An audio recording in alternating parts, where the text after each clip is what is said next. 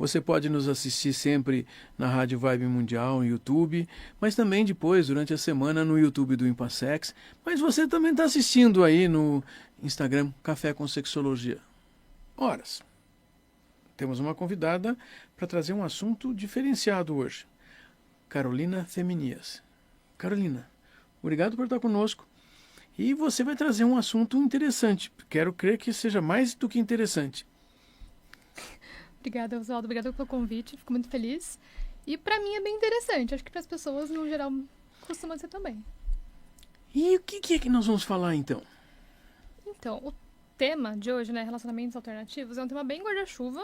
Ok. Mas pra gente começar a pensar nisso, é um assunto que tá e não tá na boca do pessoal. Vou explicar um pouco melhor. Quando a gente pensa em o que é a norma aqui da nossa sociedade e da grande maioria das outras sociedades e grupos, é a monogamia. Então, relacionamentos alternativos são outras relações que não a monogamia. Certo? Partindo daí? Outras relações que não monogamia. Sim. Sendo que monogamia são duas pessoas... Com exclusividade. Um casamento de exclusividade. Sim. E quando a gente está pensando em não monogamia ou pessoas que se relacionam de outras maneiras, o que a gente ouve muito é: nossa, são tão evoluídos. Você já ouviu isso? Como assim? Olha só. E as pessoas falam isso, tiram da onde, afinal? Eu acho que vem essa ideia de que são pessoas que não estão sentindo ciúme. Ou pessoas que topam ver o parceiro com outras pessoas sem grandes dificuldades, sem grandes problemas. Mas isso quer dizer que é evoluído? Porque, Não. assim, então, é isso que é importante você estar nos ouvindo. Nós começarmos a compreender. Caramba, o que quer dizer é mais evoluído ou menos evoluído? Não. Primeiro você está falando de uma alternativa. Então, alternativa já soa para mim assim, olha, não é que uma coisa é melhor que a outra, são alternativas. Sim. Então, você já está desconstruindo uma ideia que todo mundo tem, né? Que, não, essas são pessoas que então não sentem ciúme, conseguem lidar. Também é verdade. Pode ser. Mas podem sentir também. Também podem sentir. Vocês ouviram? Então não é porque... não é oba-oba. Quando a gente pensa nessas pessoas, não quer dizer que elas não sintam ciúme ou que elas não têm dificuldades nesse modelo de relacionamento, mas quer dizer que elas topam tentar esse modelo de relacionamento. Então, por mais que seja desconfortável, por mais que eu sinta ciúme, eu topo porque faz sentido pra mim. Tem alguma coisa nesse modelo que me atrai e que eu vou passar pelos processos e pelas dificuldades que tem nesse caminho, porque são muitos mesmo, mas que faz sentido. São pessoas que aprendem a lidar com emoções que outras pessoas não conseguem lidar muito bem. Ou que nunca pensaram que é uma possibilidade, né? Nunca pensaram que é uma possibilidade. Então tem outras possibilidades. E pensarmos em outras possibilidades faz com que a gente tenha que fazer essas outras coisas? Não, claro que não. Uma coisa que a gente precisa entender é que ter acesso a uma informação não faz com que a gente escolha vivê-la. Então eu posso ouvir sobre não monogamia, pensar se aquilo me cabe ou não, e decidir viver ou não viver aquilo. Isso é interessante. Mas saber não implica que a gente tem que fazer, mas saber permite também ponderar alternativas. Então, as pessoas que não são monógamas, elas aprenderam isso aonde? Porque também nós vivemos uma cultura que não conta muito dessas coisas. Você está aqui contando exatamente para as pessoas poderem começar a pensar: caramba, será que de repente você que está nos ouvindo não é um monógamo, uma monógama? Bom, a gente tem modelos por todo o mundo de pessoas que não seguem a monogamia, apesar de ser a norma pra gente. Mas eu vou fazer uma diferenciação de pessoas que se identificam com a não monogamia e de pessoas que estão numa relação não monogâmica. Acho que vai fazer sentido pra gente pensar depois do que você me perguntou, tá bom? Algumas pessoas sentem desde muito cedo nos relacionamentos que elas não encaixam ali. Não gosto, não faz sentido, não consigo ficar em relações por muito tempo. Ou mesmo que eu esteja por muito tempo numa relação, ela não faz sentido pra mim. Então tem pessoas que, quase como uma identificação própria, se identificam como não monogâmicas, enquanto outras pessoas não necessariamente se identificam assim, mas elas podem viver uma relação não monogâmica. Olha só, quer dizer, tem gente que está assistindo ali, de repente está vivendo uma relação não monogâmica e está pensando, é isso que você está nos mostrando já. É importante nós percebermos que existem quando você traz essa discussão, existem alternativas que nós nem estamos achando que estamos vivendo. E podemos estar vivendo. Sim. Deixa eu fazer uma pergunta assim, eu fico pensando, mas qual é a percentagem de pessoas que que estão em relações não monogâmicas, por exemplo, no Brasil? Tem isso? É muito difícil, não sei te responder isso agora, Oswaldo, porque não é de interesse de muita gente saber isso. Para começar, a gente está falando de algo que foge à norma das pessoas, né?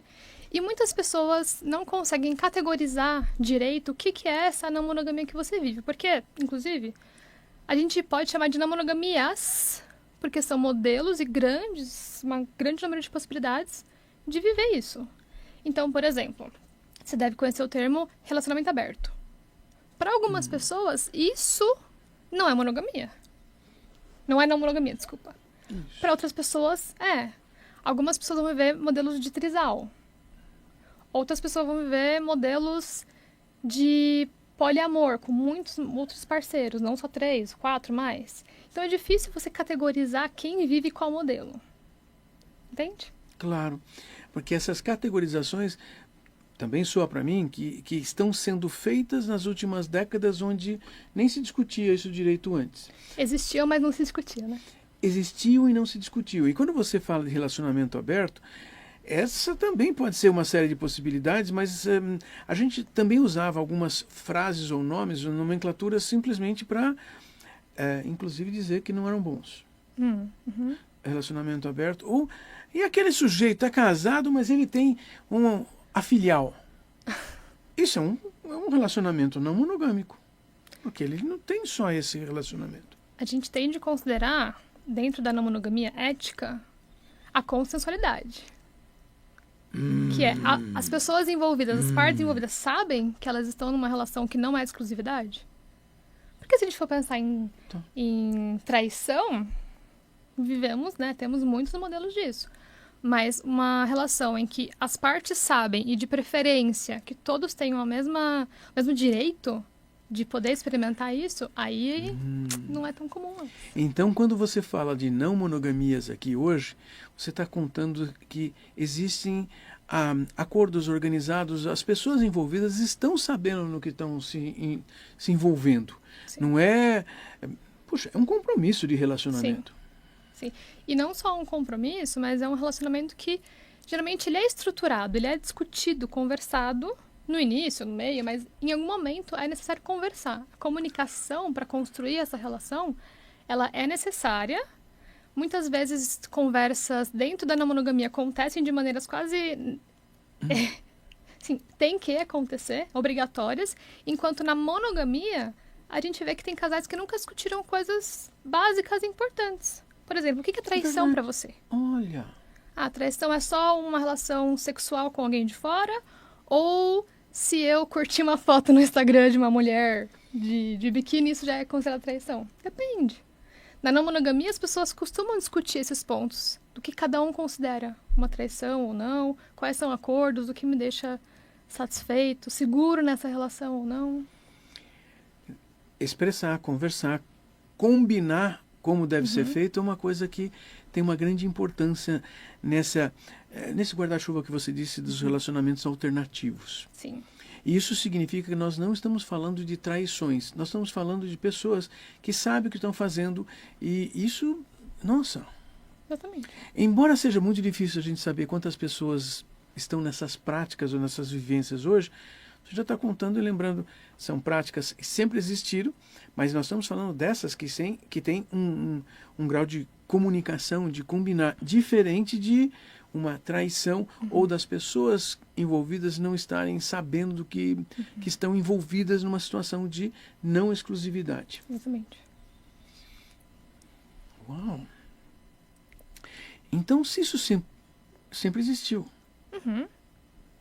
Mas é mais difícil essas pessoas conversarem e combinarem do que deixar acontecer assim com...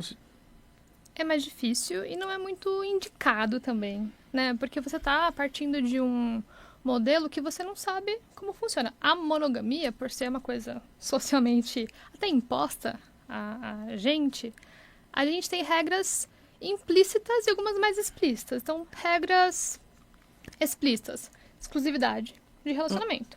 Algumas regras implícitas, e que a gente vai ouvindo, né, de casal em casal, mas... você não deveria, já ouviu isso provavelmente, não deveria dar carona para uma parceira de trabalho, se forem só vocês dois no carro. Não é muito adequado isso se for uma relação heterossexual, por exemplo. Tá. Quem disse? Quem criou essa regra? Para alguns casais é uma questão normal, para outros não. Então tem muitas regras que são implícitas que, se não forem conversadas, vão dar problema. Já na não monogamia, as pessoas tendem a discutir o que incomoda, o que é limite. Olha só. Todo mundo poderia, né, fazer isso. Todo mundo poderia. Todos os relacionamentos. Inclusive discutir as regras, como você disse. Não pode dar carona para uma pessoa. Peraí. Essas regras também existem, podem existir, desde que haja um consenso. Sim. Consenso, regras. Mas aí não fica sendo um chato um relacionamento, porque tem um monte de regras? Eu acho que todos os relacionamentos vão ter regras. Monogâmicos, não monogâmicos. Vocês ouviram isso? Isso é importante a gente entender. Porque, afinal de contas, todos os relacionamentos têm regras. Mesmo que a gente não saiba que está seguindo regras. Ou seja, abrir o espaço para a comunicação, nós vamos descobrir que, às vezes, nós estamos querendo impor uma regra, essa regra não existia, ou, de repente, a gente quer impor uma regra e a outra pessoa não gosta dessa regra. Mas é importante a gente entender isso. E muitas vezes estamos esperando que a outra pessoa cumpra uma regra e que ela nem sabe que deveria cumprir. Quer dizer, ser explícito é bastante importante. Aqui no Café com Sexologia, uma das coisas que a gente sempre discute é exatamente a comunicação num casal. E comunicação implica numa série de conversas sobre o que a gente pensa, o que a gente sente, o que a gente quer, o que a gente acha, o que a gente acredita. Porque se a gente não entender que tem uma crença, uma ideia, uma vontade de que alguma coisa aconteça, a gente está querendo obrigar o outro a fazer coisas. E você está contando que nesses relacionamentos alternativos, uma das coisas importantes é exatamente essa comunicação. Que passa pelo autoconhecimento também. Com né? autoconhecimento. Individual, mas também do casal, que é, algumas coisas funcionam pra mim, eu preciso levar esses limites, essas vontades, desejos de experienciar coisas pra minha parceria, ou pra minhas parcerias, e a gente tem que entender juntos o que funciona pra gente, enquanto casal. Porque eu tenho que considerar o que é limite, vontade, do outro também. Se for importante construir uma relação, né, porque é isso, a relação é construída. É que muita gente parte do princípio que não precisa construir a relação. E você está nos mostrando que muitas pessoas conseguem até ser felizes em relacionamentos alternativos porque construíram a relação. Às vezes até cedem algumas coisas, né? Claro. Talvez por um momento ou por um tempo mais estendido.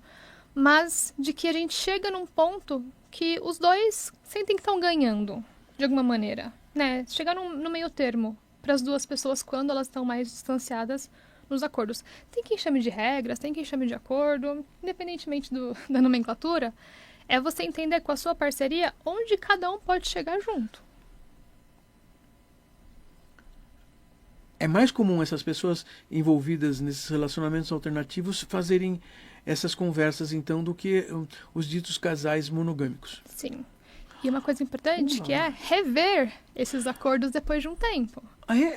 Porque é tudo muito novidade, você concorda? Vamos começar uma relação não monogâmica agora. Nesse começo, pode ser que a gente encare alguns desafios. Por exemplo, a gente pode ou não pode trazer uma pessoa aqui em casa? Pode ser que no começo isso seja uma regra assim, jamais. Mas depois de um ano, depois de 3 meses, sei lá quanto tempo, isso pode ser flexibilizado. Então a gente tende a sugerir que as pessoas tenham essas conversas de tempos em tempos, porque a gente sempre brinca na sexologia que a nossa sexualidade é fluida. Então pode ser que agora eu não tope alguns pontos aqui no que a gente discutiu, mas depois de um tempo esses pontos pareçam tranquilíssimos, porque eu aprendi a lidar melhor com a nossa comunicação, eu aprendi a lidar melhor com o meu ciúme, aprendi a lidar melhor com outros pontos do relacionamento, que agora eu topo isso aqui. Quer dizer que se um casal qualquer aí, que esteja num relacionamento aberto, num relacionamento alternativo, numa relação não monogâmica, eles também podem ter momentos de vida com regras diferentes. Totalmente. E, nossa... Totalmente. E momentos de vida, Oswaldo, que exigem coisas diferentes. Um casal, por exemplo, que moram junto, vão ter regras diferentes de quem não mora junto. Quem tem filhos, vão ter regras diferentes de quem não tem filhos. Quem mora na mesma cidade, quem não mora na mesma cidade. Por isso que é tão amplo, é tão guarda-chuva, que é difícil a gente categorizar, né? E nomear, colocar rótulos nisso. Tem muita variedade mesmo. É interessante que você está nos contando, porque tem toda uma variação e, caramba, tem relacionamentos não monogâmicos de pessoas que vivem em cidades diferentes. Sim. Bairros diferentes. Sim. Tem uma coisa que a gente ouve muito quando fala de não monogamia, é o maior medo, eu acho, de quem está tentando, ou quem só ouve falar, que é a pergunta assim, e se um das partes se apaixonar? E se você se apaixonar? Então, vamos abrir a relação. E se alguém se apaixonar? Essa é a pergunta que todo mundo fica assim, não sabe o que responder. Tá. O que eu respondo para os pacientes? Ou seja, como é que é a regra para esse apaixonar-se ou não se apaixonar? Então, alguns casais vão colocar um limite que a gente pode ficar com outras pessoas, mas não deveria se apaixonar. A gente sabe que é meio difícil a gente controlar as emoções, desejos e vontades. Mas as pessoas podem ter tentativas nesse sentido. Mas também, você concorda, Oswaldo, que se a gente está pensando em escolhas, que é, me apaixonei por uma outra pessoa, o que eu geralmente respondo? Fica com as duas. É uma relação não monogâmica, você pode ficar com as duas pessoas. Porque essa ideia de escolha de isso ou aquilo. Se me apaixonei pela pessoa B, eu tenho que escolher a B, mas aí é uma monogamia, poxa. Você pode viver as relações. Óbvio que dependendo do quanto você quer viver e de intensidade dessa nova relação, isso pode implicar em alguns acordos, algumas chateações por aí. Sempre vai precisar ter acordos. Sempre. E você está contando que esses acordos podem mudar ao longo do tempo, adaptar-se por qualquer razão. Inclusive, a outra pessoa se apaixonar por uma terceira pessoa. Sim, se essa pessoa quiser viver as duas relações, bom, que ótimo. Mas se ela não estiver topando mais a relação inicial e quiser viver essa segunda, faz parte da vida. A gente não vê isso em relações monogâmicas também? Aí você está contando que é possível realmente exercer a voluntariedade, ou seja, olha, eu quero que seja assim, e não simplesmente ir baseado só na emoção no sentido de eu faço se der na telha. Não, também tem uma organização. Você pode estar apaixonada por essa pessoa, pode estar num relacionamento afetivo com outra, porque paixões são momentos de vida que são muito fortes, mas isso não significa que você queira ou precise terminar um relacionamento que ele é útil, importante, adequado. E aí, como você falou assim, então, mas pode ficar com as duas pessoas? Puxa vida. Se as partes quiserem, pode, né? Se as partes quiserem. Não cabe a gente a... Isso não significa que elas têm que morar as três pessoas juntas, por exemplo. Não. Os arranjos são inúmeros e a gente também tem arranjos diferentes até em casais monogâmicos hoje em dia, né? Pessoas que não querem mais casar novamente, não querem morar junto. Existe... A liberdade está aí, né, Oswaldo? A gente tem que seguir o que faz sentido pra gente. É interessante quando você denomina liberdade, porque aí você está dizendo que é possível nós fazermos coisas diferentes. Mas, de novo, essa liberdade tem regras. Não é que você vai lá e faz o que você quer. Tá feio, você pode fazer porque está combinado que você vai fazer. Então, não é uma surpresa, não é um... Uau! Eu acho que são pessoas evoluídas. Não, porque significa que já reconheceram quais são as possibilidades, os seus limites, suas necessidades, vontades, desejos e está de acordo com outra pessoa. Isso, muitas pessoas não conseguem fazer isso. Eu gosto de pensar que as pessoas estão nesse processo de tentativa.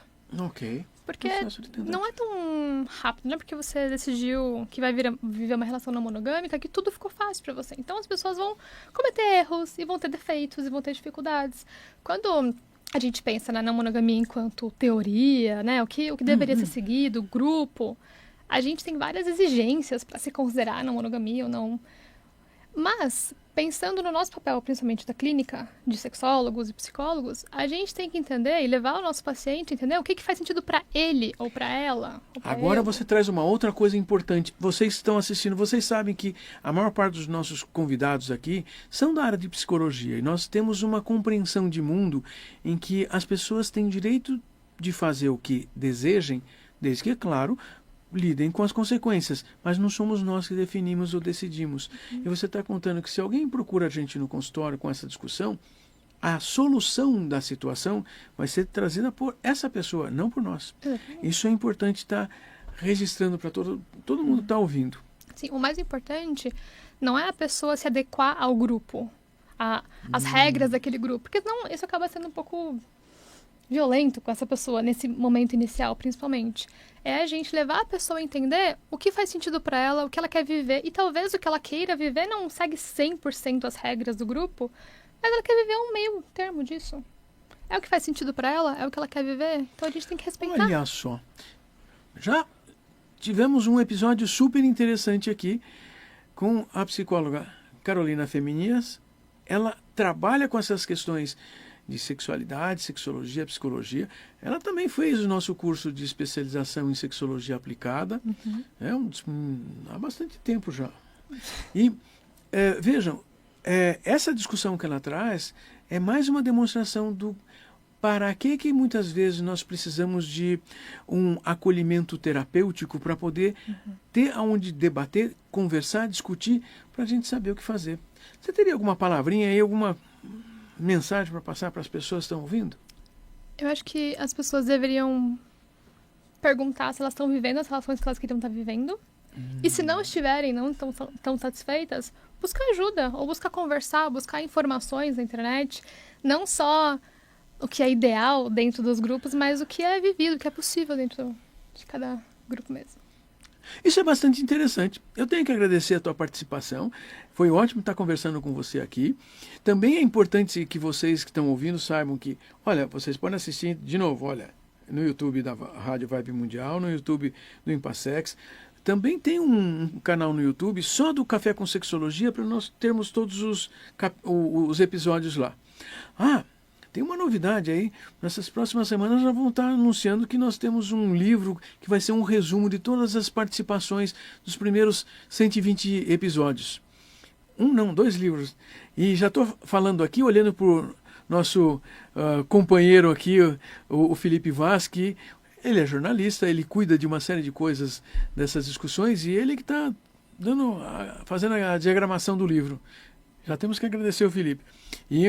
E sempre assim, nós estamos aqui, sempre com os olhos do Tomás lá atrás do vidro, lá, tomando conta das coisas, sabendo o que fazer, o que precisa fazer. Temos que agradecer todo mundo. Então a gente tem que agradecer a Carla Zélio, que está sempre cuidando da produção, de verificar coisas no nosso programa, que tem essa ideia de levar você uma educação sobre sexualidade. Trazermos discussões de uma maneira saudável, de uma maneira que você possa começar a discutir, que você pode decidir. Agora, nós decidimos com as consequências.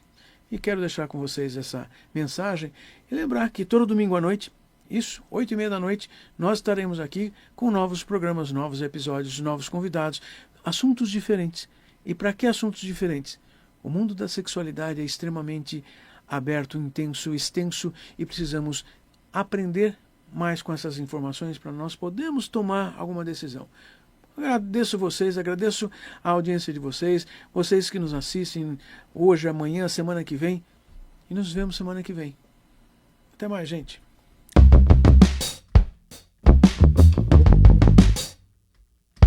Você ouviu o programa Café com Sexologia, com o psicólogo e sexólogo Oswaldo Rodrigues. Todos os domingos, ao vivo, às 8h30 da noite.